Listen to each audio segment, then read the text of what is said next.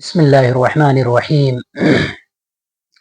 عن أبي هريرة رضي الله تعالى عنه عن النبي صلى الله عليه وسلم قال: أحدكم في صلاة ما دامت الصلاة تحبسه والملائكة تقول اللهم اغفر له وارحمه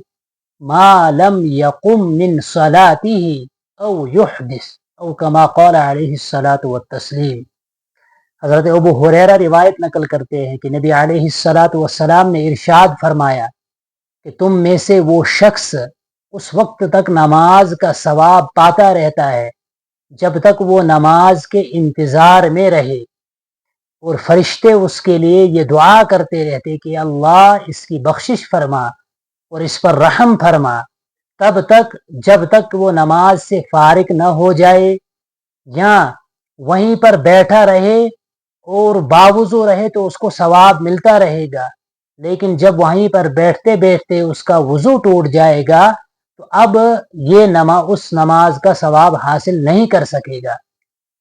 اس روایت میں جو بتلانے کا مقصود ہے وہ یہ ہے